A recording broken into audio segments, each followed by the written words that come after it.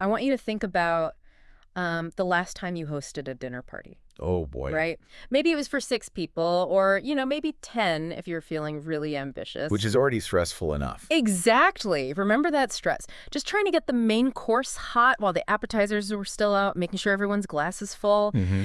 and all while trying to maintain this, like, relaxed smile so your friends don't know you're secretly panicking in the kitchen. The classic duck on the water. Yes. Now, take that exact feeling of stress, multiply the guest list by 32, and instead of one evening, imagine you have to sustain that flawless dinner party illusion 24 hours a day for 13 days straight. Which is just, I mean, it's the kind of logistical pressure cooker that completely breaks most normal organizational structures. Yeah.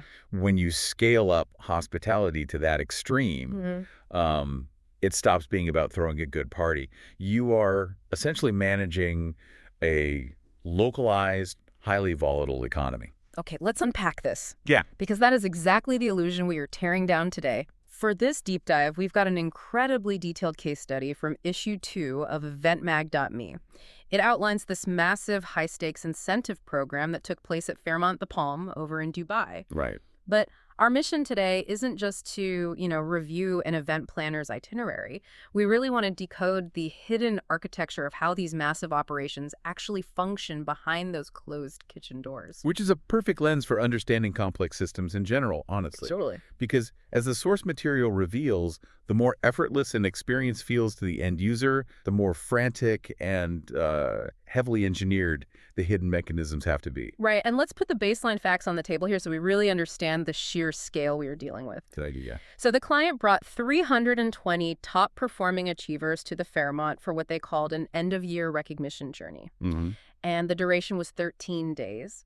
When I first read that, my jaw actually dropped. I mean, a weekend is one thing, but almost 2 full weeks. Yeah, that 13-day metric is really the anchor for everything that follows. I mean, if you were throwing a one-night black tie gala, you can just pump your staff full of adrenaline and espresso and, power through the chaos. Right, just hold your breath until it's over. Exactly. But 13 days is an endurance event. You can't just hold your breath. You need a system that balances structured corporate programming, premium luxury hospitality, and spontaneous experiential moments. And all without the staff completely burning out. Right. I'm trying to wrap my head around the psychology of this for the client, too. Like, why 13 days? Well, Why drop that kind of massive capital to send hundreds of people to a luxury property in Dubai? It seems a bit excessive if it's just, a pat on the back for a good Wait. sales quarter. what's fascinating here is you really have to look at the phrase the source uses. They call it a recognition journey. Okay. The strategic goal here isn't just a vacation, it's a retention tool. Oh, wow. Retention. Yeah. Companies at this level are investing to forge a deep emotional connection between their top talent and the brand. Mm-hmm. They are rewarding past performance, absolutely, but the primary motivation is to guarantee future loyalty and performance. So the ROI has to be perfect. Because of that, yes, the client expects the return on investment to be absolutely flawless. The expectations aren't just high, they are stratospheric. Which puts an unbelievable weight on the hotel team. I was visualizing this like directing a live Broadway show. Okay? Yeah. You have sets, lighting, transitions, audience flow, but there's a catch. Imagine directing that Broadway show in a theater that never actually closes its doors to the general public. Right. Because while these 320 VIPs are living out their highly curated journey, the Fairmont The Palm is still running its regular operations for all the other guests on vacation. And that macro versus micro environment tension is where the real operational danger lies. Yeah. You have this highly customized, highly demanding micro environment, the VIP group, moving like a massive weather system through the macro environment of a luxury hotel. While some couple is just trying to enjoy their honeymoon by the pool. Exactly. Okay. The hotel still has to deliver baseline excellence to everyone else. Let me stop you there, though, because looking at the math here, 320 people eating 3 meals a day for 13 days, It's a lot of food. that's over 12,000 plates of food alone. Isn't a 13-day timeline essentially begging for systemic failure? Wow. It just feels like you're stretching the surface area of the operation so wide that statistical probability guarantees something will catastrophically break. You're completely right to look at the statistical probability of failure. because the truth is, the original plan always breaks. Always? Always. Yeah. Systemic failure is only avoided through systematic adaptability. And the source material highlights this beautifully through what I would call the butterfly effect of hospitality. The butterfly effect, okay. Yeah, every tiny change sends a massive ripple through the entire operation. The beachfront awards ceremony is a perfect example of that ripple effect, actually. Mm-hmm. The article describes this agonizingly precise synchronization between the indoor programming and the outdoor staging out on the sand. Because you aren't just setting up chairs on a beach. Right. You are managing the physical flow of 320 people. If they leave the ballroom and hit the elevators all at once, you've just created a 20-minute bottleneck. And that completely ruins the pacing of the evening. Exactly. Plus, you have the technical transitions between entirely different environments. The audio-visual team has to hand off the production seamlessly. Right, from inside to outside. Yeah. If the guests arrive on the sand and the technicians are still, taping down cables or testing the microphones, the illusion of that premium journey shatters instantly. And as if synchronizing a beach migration isn't enough, the source details how the hotel team was getting absolutely hammered with last-minute accommodation shuffles. Or the room changes. Yeah. We are talking about spontaneous VIP upgrades, changing room allocations on the fly, and the client suddenly deciding to extend access to the Fairmont Gold Lounge for a massive chunk of the group. Let's actually look at the mechanics of a simple room upgrade. Yeah. Because it sounds easy, right? Yeah, just hand them a different key. Right. But in reality, upgrading one VIP at, say, 2 in the afternoon forces a huge cascade of adjustments. Housekeeping has to instantly flip the new suite. Oh, true. Food and beverage might have a specific welcome amenity tied to that person's dietary profile that now has to be physically intercepted and rerouted. Wow, I didn't even think about the food delivery part. And the front desk has to update the manifest so the event planners know where to send their morning briefing materials.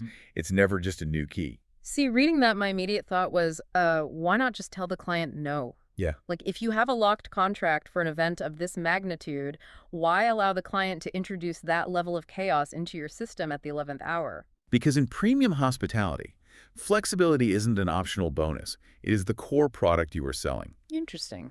The source actually quotes the hotel team's specific philosophy on this, and it really explains their entire operational posture. They state, "Making special happen is not just a phrase for us. It is how we operate. We adapt quickly." Wow. In this tier of service, saying no to a client request is viewed as a failure of imagination. Your job is to absorb the client's panic and reflect back only calm, actionable solutions. Absorb the panic, reflect the calm. I really like that. Yeah. It completely explains how they handled the nightlife situation. Oh, the Club Napola pivot. Yes. This is perhaps the clearest example of absorbing panic. So late in the game, the client decides the programming needs a dedicated nightlife experience for the guests. Now, if I'm the planner, the obvious, easy solution is to rent a fleet of luxury buses, drive them into Dubai, and rent out an external club for the night, right? Naturally. You just outsource the problem. It seems easier. But structurally, it introduces massive, uncontrollable risk. Think about the logistics of moving 320 highly energized, likely intoxicated VIPs off property. Oh, God. You are suddenly dealing with Dubai traffic, external venue security, and the statistical guarantee that guests will get separated from the group. Right. You lose total control of the environment. So, to maintain control, the hotel did something completely wild. They just instantly transformed an internal venue into a fully operational club environment. Just built a club. Yeah, they called it Club Napola. And they didn't just push some tables aside and throw up a disco ball. The source notes they integrated full club lighting, entertainment, and a comprehensive high-volume beverage service. They basically manifested a nightclub out of thin air. And by doing that, they expanded the experiential footprint of the program without expanding the logistical footprint. That's a great way to put it. The guests get the high-energy club experience, but when they're tired, their beds are just an elevator right away. It's brilliant risk mitigation, disguised as a luxury perk. Here's where it gets really interesting, though, because building a pop-up nightclub is an amazing flex of agility when things are going right. Yeah. But that exact same agility was required for something far more serious. We have to talk about the ballroom layout because this transitions from managing luxury demands to literal life or death compliance. This is the ultimate collision between aesthetics and operations. And honestly, it happens in almost every major production. Right. So an external planner was brought in by the client to design the ballroom layout for a major segment of this 13-day program. Hmm. And they designed this incredibly elaborate, immersive space. But they clearly didn't understand the physical realities of the building because their layout fundamentally violated safety standards. Which highlights a major vulnerability in large-scale events. Yep. You have a highly paid external creative force presenting a stunning visual concept to a client who just falls in love with it. Of course. But the designer doesn't intimately know the building's infrastructure. And the specifics here are staggering. This approved, finalized layout physically blocked the emergency exits in the ballroom. Crazy. Not only that, the massive structures they wanted to build completely compromised the hotel's surveillance visibility. And those are absolute red lines in any venue. You cannot put 320 people into a confined space where your security team cannot see them Right. and from which they cannot safely evacuate in the event of a fire. It is non-negotiable. But imagine the human element of that moment. You are the hotel operations manager. Oh, man. You have to walk into that ballroom, look at this incredibly expensive design that the client has already signed off on, turn to this high-profile external designer and say, this is a fire hazard, tear it down. It requires extreme diplomatic maneuvering. Because the vital industry takeaway from the source isn't just that safety comes first. Obviously it does. The takeaway is that the hotel team had to immediately intervene and redesign the entire setup within a tiny, compressed time frame. They had to ensure full safety compliance while simultaneously trying to preserve the aesthetic concept the planner was going for. Wow. You can't just ruin the client's vision. You have to reverse engineer it to be safe. Which brings me to the biggest question of this entire deep dive. How do you actually pull off these massive pivots? It's a lot. How do you reverse engineer a ballroom, manifest a nightclub, upgrade dozens of rooms, and keep 320 people feeling perfectly pampered without them ever seeing the staff sweat? Well, you cannot solve those problems by just telling your staff to work harder or run faster. Right. You have to rely on an architectural and operational framework designed specifically for parallel workflows. The source refers to this as their multi-venue strategy. Okay, let's define what that actually means because it's fascinating. Okay. To understand the multi-venue strategy, we have to go back to the idea of the hotel running regular operations at the same time. The source mentions it took 3 full days of setup and breakdown for the technical installations and multi-space configurations. 3 days of pure, invisible labor before a single VIP even checked in. And they had to schedule that heavy lifting precisely so they weren't running massive cables and rolling road cases past a family walking to the pool in flip-flops. Exactly. Once the guests arrived, the strategy relied on incredibly strict spatial zoning. For instance, the Fairmont took the Palm courtyard and completely reimagined it as something called the Secret Garden. And what did that look like functionally? Well, the source has a photo and it looks like a movie set. It served as a transitional registration zone and an experiential welcome area. Well, nice. They brought in these massive, whimsical, Alice in Wonderland-style giant mushrooms and these incredibly vibrant, colorful artificial trees, all set up on this lush green ground cover. Wow. It completely transports you out of a traditional hotel lobby. Now look at the mechanics of why that matters. Functionally, that secret garden space is doing massive operational heavy lifting. Absolutely. Processing 320 arrivals is a logistical nightmare. People have luggage, they are tired from flights, they want their room key. Yeah, everyone's cranky. Exactly. The secret garden sets an immediate emotional tone of wonder, which acts as a psychological distraction from the fact that they are essentially just waiting in a holding pen to register. It's brilliant misdirection. I was thinking about the hotel like a modular space station. A space station. Yeah, think about it. If one module, like the ballroom, is undergoing an emergency redesign because the designer blocked the fire exits, you don't panic. Right. You just seal the bulkhead and seamlessly redirect the guests into another module, like the secret garden. I love that. You pump in some cocktails and let them stare at the giant mushrooms. The guests never see the messy transition. They only experience the curated environment. That space station analogy is highly accurate for how a multi-venue strategy works, actually. Yeah. Because while the secret garden acts as the distraction module, the real heavy lifting is happening in the Palm Ballroom. That became the central hub for the event.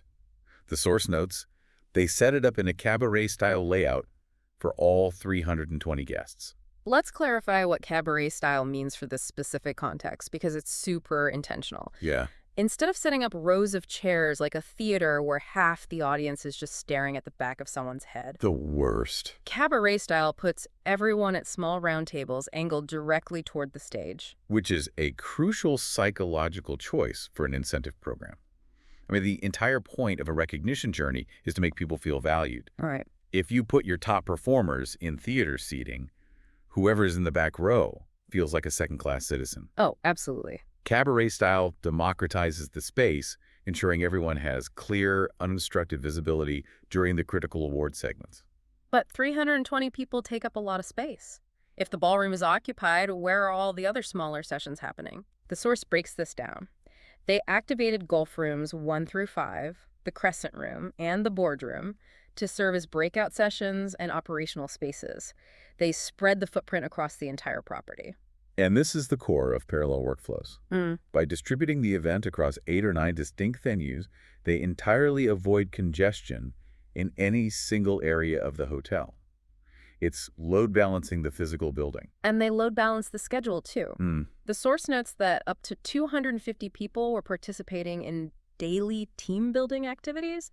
Now, on the surface, team building sounds like standard corporate fun. Sure. But operationally, having 250 people out of the hotel on a scavenger hunt or a team exercise means there are 250 people not clogging the lobby. Not overwhelming the lunch buffet. Yes, and not hitting the elevators while the hotel staff is frantically flipping the ballroom for the evening session. Exactly. The programming itself acts as a pressure relief valve for the infrastructure. And to maintain that modular system, the technical production has to be flawless. It has to be. The source specifically notes that the AV integration, the lighting, and the stage design prioritized absolute reliability and consistency over pure spectacle. Meaning, it doesn't matter if you have the coolest lasers in Dubai if the CEO's microphone cuts out during the keynote speech. Precisely. The lighting has to perfectly match the flow of the program, ensuring seamless continuity between the formal business segments and the informal party segments. And then, layered on top of all that, you have the synchronized food and beverage service, managing strict dietary requirements across 12,000 meals, maintaining temperature, maintaining quality. It's a staggering feat of timing. So bringing this all together, we've talked about the Alice in Wonderland mushrooms, the impromptu nightclubs, the butterfly effect of room upgrades, the safety crises. We've covered a lot. So what does this all mean? When we boil down this massive 13-day operational marathon, what are the core takeaways from the source material? Well, if we look at the client's perspective, the feedback was overwhelming praise for the service consistency and the adaptability of the team. They successfully delivered the recognition journey without any major disruptions reaching the guests, despite the constant last-minute changes behind the scenes. So the panic was absorbed successfully. Exactly. But what about from the planner's side? The planner's ultimate conclusion, and this is a principle that maps onto almost any complex organizational challenge, is that large-scale events require fundamentally integrated thinking. Okay. You cannot plan accommodation, programming, and operations in isolated silos. They are one living organism. Everything is connected. Right. If the room upgrades change, the flow of the morning session changes, which throws off the food and beverage timing, which impacts the AV rehearsal. Every single variable is connected. The source distills this entire philosophy into one golden rule. And I absolutely love how simple it sounds compared to the sheer amount of labor required to achieve it. What is it? It says, the guest should experience simplicity even when the system behind it is highly complex. That is the ultimate metric of success in premium hospitality. If the guest has to think about the logistics, if they even notice the mechanism, you have failed. Wow. The complexity must remain entirely invisible to the user. Which leaves you with a thought I have not been able to shake since reading this case study. Oh. We spent this entire deep dive looking at the hidden architecture of a luxury event in Dubai. Yeah. But if the ultimate mark of a perfect system is that its staggering complexity is completely invisible to the user, how much of our own daily reality, the cities you navigate, the digital infrastructure you rely on, the essential supply chains you use every single day is currently being held together by frantic, behind-the-scenes redesigns, last-minute emergency pivots that you will simply never notice?